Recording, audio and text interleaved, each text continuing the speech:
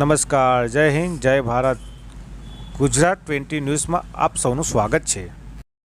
Dahod town એ ડીવી post વિસ્તારમાં મર્ડરના undetected ગુન્હાને technical તેમજ human સોર્સના માધ્યમથી સંડોવાયેલ આરોપીને ગણતરીના કલાકોમાં ઝડપી પાડી મર્ડરનો અનડિટેક્ટેડ ગુનો ડિટેક્ટ કરવામાં દાહોદ જિલ્લા પોલીસને સફળતા મળેલ છે.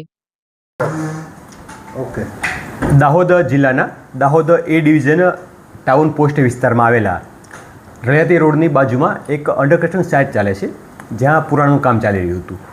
ત્યાં ચોકીદાર તરીકે કામ કરતા એક વ્યક્તિની તારીખ 6ના રોજ સવારે 8 વાગ્યાની આસપાસ બોડી મળી આવી હતી, કે જેના માથાના ભાગે ઇન્જરી કરી અને એમનું મોત નિપજ્યું હોય એવું માનવાને કારણ હતું. આ બનાવની જાણ થતાં જિલ્લા પોલીસ અધિક્ષકશ્રીની સૂચના અને માર્ગદર્શન હેઠળ LCB, SOG, A division police, B division પોલીસની વિવિધ ટીમો બનાવી સમગ્ર વિસ્તારમાં સર્ચ કરવાનો, ગુનો ડિટેક્ટ કરવાનો અને આરોપીને શોધી કાઢવા માટે પ્રયત્નો ચાલુ કર્યા હતા.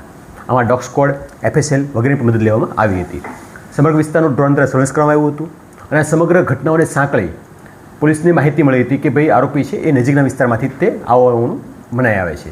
આ જ વસ્તુને ટેકનિકલ પુરાવાઓ અને પોલીસને મળેલી હ્યુમન ઇન્ટેલિજન્સ દ્વારા સમર્થન મળ્યું હતું અને તમામ બાબતોને ધ્યાનમાં રાખી પોલીસની ટીમ દ્વારા સર્ચ અને કોમ્બિંગ કરવામાં આવતા એમાં જે વ્યક્તિ છે દ્વિપલ અમલિયા, કે જેમના દ્વારા મર્ડર નિપજાયું છે, એમને શોધી કાઢવામાં સફળતા મળી છે. આરોપીને પકડ્યા બાદ તપાસ દરમિયાન જણાય એવું હતું કે જે જગ્યા છે ત્યાંથી આ વ્યક્તિ છે લોખંડનો ભંગાર હોય એ લઈ જવાનો પ્રયત્ન કરતો હતો. અગાઉ પણ કદાચ પ્રયત્ન કર્યા છે. આ દરમિયાન આ ચોકીદાર છે મનુભાઈ પરમાર, એમણે એમને રોકવાની કોશિશ કરી હતી અને જે બોલાચાલી થઈ હતી. આ અન્વયે આરોપી દ્વારા તેમને માથાના ભાગે પથ્થર મારી એમનું મોત નિપજ્યું હોવાનું પ્રથમ દ્રષ્ટિએ જણાવ્યું છે. આ ઉપરાંત આવા વિશે શું છે એ જાણવા માટે એમને નામદાર કોર્ટમાં રજૂ કરી રિમાન્ડ લેવામાં આવ્યા છે અને દિન 3ના રિમાન્ડ મળ્યા છે.